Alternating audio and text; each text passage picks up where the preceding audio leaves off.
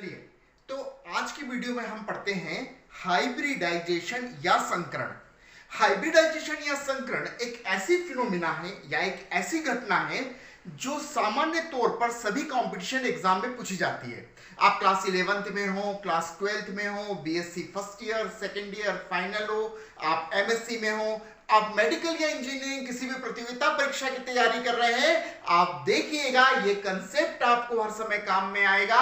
मेरे द्वारा दी गई वो छोटी छोटी ट्रिक्स जिससे हम एटम्स में, मॉलिक्यूल्स में, और बेटा खास बात जो आप अभी तक नहीं जानते होंगे, मॉलिक्यूल आयंस में भी आज मैं आपको हाइब्रिडाइजेशन कैलकुलेट करना सिखा दूंगा। सिंपल सिंपल साधारण सी ट्रिक। मेरा वीडियो शुरू से लेके आखिरी तक देखना ना भूलें। ट्रिक्स का एक लंबा सफर शुरू से लेके आखिरी तक। चलिए, हम सबसे पहले बात करते हैं, हमारे सामने कंसेप्ट आता है हाइब्रिडाइजेशन, जिसे हम हिंदी में संकरण कहते हैं। अब ये संकरण होता क्या है? तो हमने कहा लगभग समान ऊर्जा वाले कक्षकों का आपस में मिलकर ऊर्जा का पुनर्वितरण कर समान ऊर्जा की समान संख्या में नए संकृत कक्षक बनाने की क्रिया को हम संकरण कहते हैं। मतलब इंग्लिश में दिया हम हाइब्रिडाइजेशन को कहते हैं तो intermixing of nearly equal energies orbitals and redistribution of energy and formed same numbers, same energies and hybrid orbital. This phenomena is known as beta hybridization. हम इसे क्या कहते हैं? संकरण के नाम से जानते हैं। अभी तक हम संकरण जब पढ़ते थे तो सामान्य तौर पर हम ground state, excited state, hybrid state, choose the central atom, इस तरीके से हम संकरण पढ़ते थे और it is a very lengthy process. जब हम कंपटीशन एग्जाम्स में जाएंगे तो उस समय हम इस लेंथी प्रोसेस से नहीं गुजर पाएंगे क्योंकि हमारे पास कुछ फ्यू सेकंड्स होंगे किसी भी एक क्वेश्चन को सॉल्व करने के लिए। तो चलिए हम छोटी सी ट्रिक शुरू करते हैं। एक फार्मूला आपके सामने उठाते हैं और फार्मूला कहता है, formula H equal to 1/2 V plus G minus C plus A। ओ, ये क्या आ गया? ये आ गया 1/2 V plus G minus C plus A। यहां V, G, C और A क्या है बेटा? तो हम बात करते हैं सबसे पहले इनके मीनिंग्स की कि what is the meanings of V, G, C and A। What is the V? V क्या है? Number of monovalent atom or groups direct attached to the central atom. किसी केंद्रीय परमाणु से सीधे जुड़े हुए एक संयोजी परमाणुओं की संख्या। बट आप जानते हैं एक संयोजी परमाणु क्या होते हैं? ऐसे परमाणु जो अपना अष्टक पूरा करने के लिए donate 1 electron, it is known as monovalent. जो अपना अष्टक पूरा करने के लिए या तो एक इलेक्ट्रॉन को एक्सेप्ट करते हैं बेटा, या एक इलेक्ट्रॉन को क्या करते हैं? डोनेट करते हैं। ये मोनोवेलेंट एटम्स कहलाते हैं। Like hydrogen, like fluorine, chlorine, bromine, iodine, all the monovalent atoms. अब यहां पर G क्या है? G क्या है? Number of outermost shell electron in ground state of the central metal ion और सेंट्रल एटम। हम इसको आयन भी लिख सकते हैं बेटा, हम इसको क्या भी लिख सकते हैं? एटम भी लिख सकते हैं, पर एटम लिखना ज्यादा जस्टिफाइड होगा। मतलब सामान्य अवस्था में केंद्रीय परमाणु के संयोजी कोश में इलेक्ट्रॉनों की संख्या। अब एक नया वर्ड आ गया, what is the valency shell? ये संयोजी कोश क्या होता है? तो valency shell are which cell containing valency electron. वह इलेक्ट्रॉन जो किसी परमाणु के संयोजी कोश में उपस्थित होते हैं वो कौन से इलेक्ट्रॉन कहलाते हैं? हमारे वैलेंसी इलेक्ट्रॉन कहलाते हैं। What is the A? A is the magnitude of charge on anion, मतलब ऋणायनों का आवेश। मतलब how many negative ion present in an atom molecule. What is the C? C is the magnitude of charge on cation, मतलब धनायन का आवेश। हम बार बार क्या कहते हैं? हम बार बार कहते हैं कि दुश्मनों को घटाओ और दोस्तों को हर समय बेटा क्या करो? जोड़ो। मतलब ये हमारे क्या है? C हमारे दुश्मन है और A हमारे क्या है? दोस्त हैं। तो हमारे फार्मूला हो गया 1/2 V plus G minus C plus A। अब हमने कैलकुलेट तो कर लिया, फिर H की वैल्यू क्या है? तो बेटा देखिए, यदि H की डिफरेंट वैल्यू आपके सामने आएंगी, if the H equal to 2, 3, 4, 5, 6, 7, क्या क्या आएंगी? 1 2 2 3 4 5 6 7। If the value of H is 2, then two hybrid orbitals are present. Two hybrid orbital meaning one s orbital and one p orbital. Then hybridization, it is known as sp hybridization. What is the 3? 3 means 1s and 2p orbital, total 3 orbitals. Then hybridization is sp2. For the 4, hybridization is sp3. For the 5, hybridization is sp3d. For the 6, hybridization is sp3d2. And last, if the value of H is 7, then hybridization, it is known as sp3d3 hybridization. अब हम बेटा दो अलग अलग conditions में दो अलग अलग एग्जांपल उठा के आपको बताते हैं कि किस तरीके से आप इस फार्मूले का क्या करोगे, एप्लीकेशन करोगे, किस तरीके से इसका यूज करोगे। जैसे हम सबसे पहले बात करते हैं कि central atom is surrounded by monovalent atoms और ओनली मोनोवैलेंट एटम्स। जनरली इसका बहुत हाइब्रिडाइजेशन पूछा जाता है कि यदि सेंट्रल एटम जो है वो बेटा सिर्फ कैसे सराउंडेड है, surrounded only by monovalent atom, मतलब एक संयोजी परमाणुओं से क्या है बेटा, जुड़ा हुआ है। जैसे फॉर एग्जांपल हमने कहा calculate the hybridisation in ClF3 molecule. हमको ClF3 मॉलिक्यूल में हाइब्रिडाइजेशन कैलकुलेट करना है। In ClF3 molecule, central atom is Cl. Clear? The atomic number of Cl is 17 and the electronic configuration is 2, 8 and 7. 7 electron are valence electron. In chlorine atom in ground state, उसकी सामान्य अवस्था में उसके बाह्यतम कोश में इलेक्ट्रॉनों की संख्या बेटा कितनी थी, 7 थी। और generally outermost cell it is known as valency cell. वही कोश, बाह्यतम कोश कौन सा कोश होता है हमारा, संयोजी कोश होता है। और इसकी ग्राउंड स्टेट में जो कौन सा था बेटा, वैलेंसी सेल था, उसमें कितने इलेक्ट्रॉन थे, 7 इलेक्ट्रॉन थे। चलिए अब शुरू करते हैं। H इक्वल टू हमने फार्मूला फिर से लगाया, क्या फार्मूला है, H equal to 1/2 V plus G minus C plus A। और V क्या था, V आप सब जानते हो, V क्या था, बोलिए, V था नंबर ऑफ मोनोवैलेंट एटम्स और groups attached to the central atom. Central atom से जुड़े हुए एक संयोजी परमाणुओं की संख्या। अब ClF3 में Cl तो बेटा सेंट्रल एटम हो गया और F क्या हो गए, मोनोवैलेंट एटम हो गए।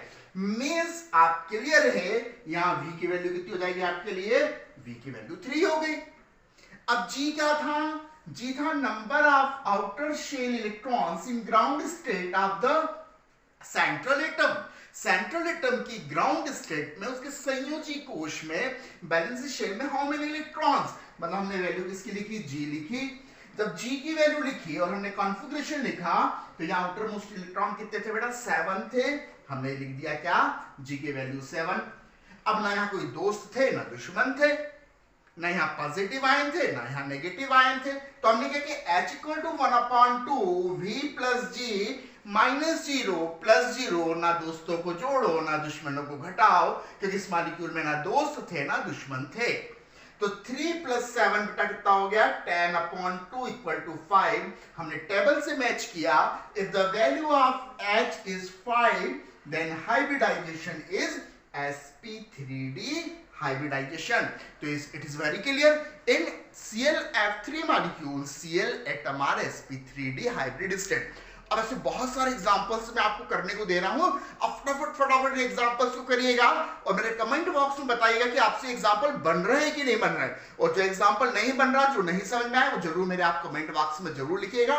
और यदि अभी तक आपने मेरा वीडियो चैनल सब्सक्राइब नहीं किया तो प्लीज सब्सक्राइब माय चैनल। चलिए आगे बढ़ते हैं। हमारे एग्जांपल क्या हो गए, जैसे BeF2 BCl3 CCl4 NCl3 PCl3, so many examples, पूरी लिस्ट है मेरे पास एग्जांपल की। चलिए ये तो हमारी फर्स्ट कंडीशन क्या होगी बेटा, कि central atom only attached bye the monovalent atom. अब सेकंड कंडीशन लेते हैं, central atom is surrounded by divalent atoms. Divalent जिनकी वैलेंसी 2 हो गई, for example oxygen, it is the divalent atom. जहां केंद्रीय परमाणु जब द्विपरमाणविक अणुओं से जुड़ा होता है, मतलब डाइवैलेंट एटम से जुड़ा होता है, मतलब जिनकी वैलेंसी कितनी होती है, 2 होती है।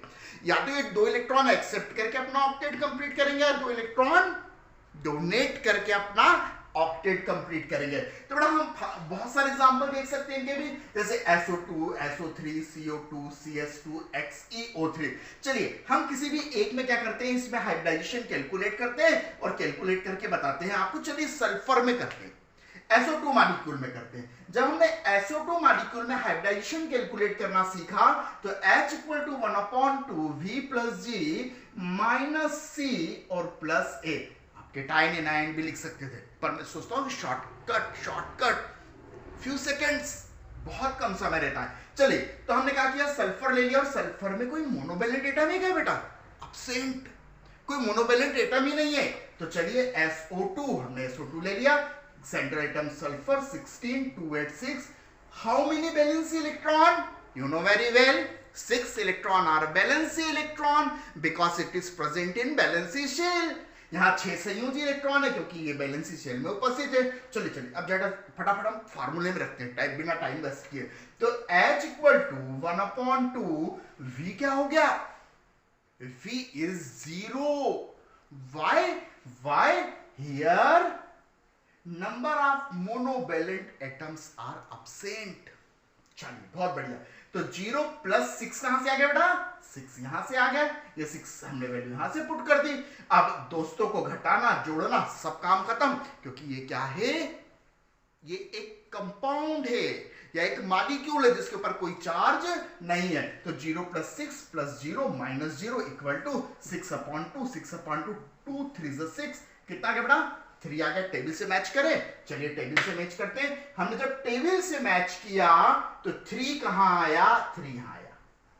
जब 3 यहां आ गया तो 3 में क्या है कंडीशन बेटा, sp2 hybridization, then in SO2 molecule hybridization is sp2। Clear. चलिए अब एक छोटा सा एग्जांपल उठाता हूं मैं, कोई आयन का एग्जांपल उठाते हैं। आयन का एग्जांपल, चलिए मैं एग्जांपल सॉल्व कराता हूं आपको NH4 प्लस का। NH4 प्लस में नाइट्रोजन एटम किस हाइब्रिड स्टेट में है। चलिए central atom nitrogen, nitrogen 7 2 and बोलिए 5, कितना हो गया इसका आउटर मोस्ट या बैलेंसी शेल में, बैलेंसी शेल में 5 इलेक्ट्रॉन है। चलिए तो H equal to 1/2 V plus G minus C plus A। Count करें, चलिए काउंट करना शुरू करते हैं। सबसे पहली बात B की वैल्यू कितनी हो गई बताइए, number of monovalent atom attached by the central atom. यहां पर 4 हाइड्रोजन है और ये मोनोवैलेंट होते हैं। हाइड्रोजन मैंने पहले भी बता चुका हूं आपको कौन सा वैलेंट होता है, मोनोवैलेंट होता है। तो V की वैल्यू बेटी कितना होगी, 4 हो गई। अब G मतलब ग्राउंड स्टेट में आउटर मोस्ट में कितने इलेक्ट्रॉन है, G में आउटर मोस्ट या बैलेंसी शेल में कितने इलेक्ट्रॉन है, 5 इलेक्ट्रॉन है।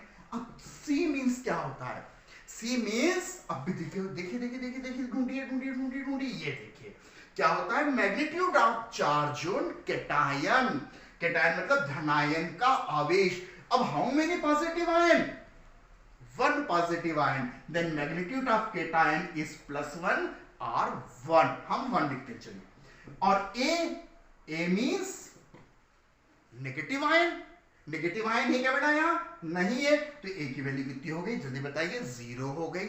जब 0 हो गई तो H इक्वल टू 1/2 V कितना हो गया जल्दी बोलिए, 4 प्लस G कितना हो गया 5, C कितना हो गया, दुश्मनों को घटा दिया, एक दुश्मन था बेटा, दोस्त कोई नहीं था, 0, जोड़ कुछ पाए नहीं हम, तो कितना बचा, चलिए 4 4 plus 5 minus 1 4 plus 4 4 plus 4 8/2 2 4 8। H की वैल्यू कितनी आ गई, चलिए टेबल से अपन मैच करते हैं। H इक्वल टू 4 होगा, देन हाइब्रिडाइजेशन इज sp3। कितना बढ़िया, हाइब्रिडाइजेशन कौन सा निकल गया बेटा, हाइब्रिडाइजेशन क्या निकल गया, sp3 हाइब्रिडाइजेशन निकल गया। चलिए अब मैं जगह ढूंढता हूं कहां अपन करें। अभी कोई नेगेटिव आयन लेते, चलिए मैंने पूरा बोर्ड भर दिया। अब इस बोर्ड का कुछ एरिया क्या करता हूं, साफ करता हूं, और साफ करके अपन क्या करते हैं, चलिए किसी नेगेटिव आयन में, चलिए कोई मेरी मदद कर देगा जरूर, आओ आ गया, चलिए साफ करते हैं। साफ करा हमने, चलिए इसको मिटा देते हैं अपन। तो हमने नेगेटिव, हम किसकी बात करते हैं, अबे वापस गया, चल तो हम बात करते हैं कोई नेगेटिव आयन में, और नेगेटिव आयन ले लिया मैंने बेटा SO4 माइनस माइनस। अब हम जनरली तो ग्राउंड स्टेट बना ले, एक्साइटेड स्टेट बना ले, हाइब्रिड स्टेट बना ले, पर इसमें तो इम्पॉसिबल लगता है मुझे। कहाँ बनाएंगे आप ग्राउंड स्टेट, हाइब्रिड स्टेट, ये स्टेट वो स्टेट? नहीं, हम सीधे करेंगे फॉर्मूला में बार बार लिख रहा हूं कि आपको रट जाए, H = 1/2 V + G - C + A। चलिए V क्या है, नंबर ऑफ मोनोवैलेंट एटम, 0। 0 क्यों है, क्योंकि हम मोनोवैलेंट एटम है ही नहीं। कितनी बढ़िया बात। चलिए G क्या हो गया, ग्राउंड स्टेट में सल्फर 16 था, 2, 8 एंड 6। आउटर मोस्ट में बेटा कितने इलेक्ट्रॉन है, 6 इलेक्ट्रॉन है, G 6 हो गया। अब C क्या था, केटायन। कोई केटायन है क्या, कोई धनायन है क्या, नहीं है, 0। और A is the magnitude of anion, ऋणायन का आवेश। यहां कितने A हैं, 2 A हैं। चलिए अपन करते हैं, H = 1/2 V कितना हो गया, जल्दी बोलिए, 0। ये कितना हो गया, 6। चलिए -C कुछ था ही नहीं, और प्लस क्या हो गया बेटा, 2 हो गया। 6 में 2 जोड़ा तो 8 हो गया, /2, 2 4 8, 4 again sp3 hybridization. In sp3 hybridization the structure is tetrahedral and bond angle is 109 degree 28 minute. मैं अपने अगले वीडियो में, नेक्स्ट वीडियो में आपको इनके स्ट्रक्चर बनाना, बॉन्ड एंगल कैलकुलेट करना, ये सारी चीजें सिखाऊंगा। पहले भी ट्रिक से सिर्फ हम क्या सीख रहे हैं, हाइब्रिडाइजेशन कैलकुलेट करना। अब सबसे बड़ी प्रॉब्लम क्या होती है, चलिए ये तो इनऑर्गेनिक कंपाउंड से हमने फटाफट हाइब्रिडाइजेशन कैलकुलेट कर लिया, but organic compound containing single bond, organic compound containing double bond, organic compound containing triple bond, और एक बड़ा सा फॉर्मूला दे देते हैं बेटा, उसमें सिंगल बॉन्ड भी होते हैं, डबल बॉन्ड भी होते हैं, और ट्रिपल बॉन्ड भी होते हैं, और फिर वो कहते हैं 3rd नंबर के कार्बन कौन सी हाइब्रिड में, 4th नंबर का कार्बन कौन सी हाइब्रिड में, 5th नंबर का है। हमारे लिए क्या बन जाता है, एक बहुत बड़ा क्वेश्चन मार्क बन जाता है। हम कैसे कैलकुलेट करें, हमको कैसे पता पड़ेगा कि कहां sp हाइब्रिड है, कहां sp2 हाइब्रिडाइजेशन है, कहां sp3 हाइब्रिडाइजेशन है? तो चुटकियों में आपका कमाल देखिए, शाका लाका बूम बूम। यदि carbon carbon containing triple bond, then carbon is always present in sp hybrid state. Carbon carbon containing double bond, then carbon always present in sp2 hybrid state, and carbon carbon containing single bond, then it is also present in sp3 hybrid state.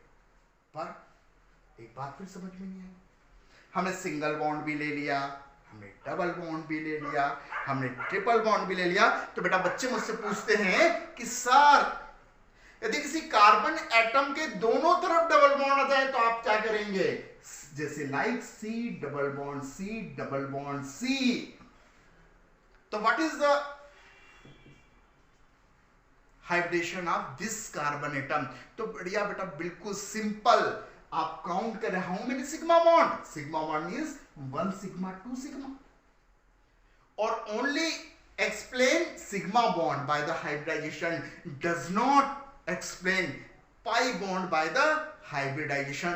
Pi bond explained by the overlapping process, जो मैंने आगे आने वाले video में आपको पढ़ाते चलूंगा। तो चलिए दोनों तरफ सिग्मा सिग्मा है, कितने सिग्मा है, 2 सिग्मा, मतलब 1s और 1p है, तो ये कार्बन भी कौन सी हाइब्रिड स्टेट में हो जाएगा बेटा, sp हाइब्रिड स्टेट में हो जाएगा, याद रखिएगा। जैसे for example CH triple bond C, single bond CH, double bond CH2 में कार्बन कार्बन सिंगल बॉन्ड में कार्बन एटम्स कौन सी हाइब्रिड स्टेट में हैं? चलिए बात करते हैं, हम नंबरिंग किधर से करें, नंबरिंग किधर से करें, इधर से डबल बॉन्ड पास पड़ेगा। It is called first carbon, it is called second carbon, it is called third carbon, it is called fourth carbon atom. चलिए फर्स्ट देखें, फर्स्ट में क्या हो रहा है बेटा, फर्स्ट में हो रहा है CH2, हम और अच्छे से लिख देते हैं इसको CH2 हो गया। देखिए कार्बन में कौन सा बॉन्ड था, डबल बॉन्ड था, डबल बॉन्ड था मतलब how many sigma, 1 sigma 2 sigma 3 sigma, कितना आया, 3 आया, तीन आया मतलब है कौन सी हाइब्रिड स्टेट में हो गया बेटा ये, जब तीन आया तो it is sp2 hybrid state. हम पहले बोल चुके हैं जब डबल बॉन्ड हो तो sp2 हाइब्रिड स्टेट। बेटा इस कार्बन को देखो 1 sigma and 1 sigma, it is also present in sp2 hybrid state. अब बेटा इसको देखो 1 sigma 2 sigma, other bond is pi bond, तो कितने हो गए 2 सिग्मा हो गए, मतलब 1s एंड 1p। ये कार्बन कौन सी हाइब्रिड स्टेट में हो गया, sp हाइब्रिड स्टेट में हो गया। और इसको देखिए ये C ट्रिपल बॉन्ड था और ये सिंगल बॉन्ड 1 सिग्मा 2 सिग्मा, कितने सिग्मा हो गए 2 सिग्मा। ये कौन सी हाइब्रिड स्टेट में हो गया 1s एंड 1p। ये भी कौन सी हाइब्रिड स्टेट में हो गया, sp हाइब्रिड स्टेट में हो गया। इस तरीके से मैंने आपको क्या समझाया, मैंने आपको समझाया कि हाइब्रिडाइजेशन में सेंट्रल एटम पहले तो मोनोवैलेंट से जुड़ा हो, सेंट्रल एटम डाइवैलेंट से जुड़ा हुआ हो, फिर नेगेटिव आयन हो, फिर पॉजिटिव आयन हो, फिर single bond, double bond, triple bond, कुछ भी हो। हमारी छोटी छोटी शॉर्ट ट्रिक से हम सभी में क्या कैलकुलेट कर सकते हैं, हाइब्रिडाइजेशन को इजीली कैलकुलेट कर सकते हैं। मेरे सेकंड पार्ट में जब मैं बात करूंगा तो किस तरीके से हम क्या बनाते हैं, स्ट्रक्चर्स ड्रॉ करते हैं, किस तरीके से हम बॉन्ड एंगल्स निकालते हैं, और किस तरीके से central atom surrounded by the monovalent as well as divalent atom. बेटा जब तक आप क्या करें, जब तक आप ये वाले जितने भी एग्जांपल्स हैं आप सॉल्व करें और मेरे कमेंट बॉक्स में जरूर कमेंट करें कि आपको मेरा वीडियो कैसा लगा। चैनल को सब्सक्राइब करें। जय केमिस्ट्री।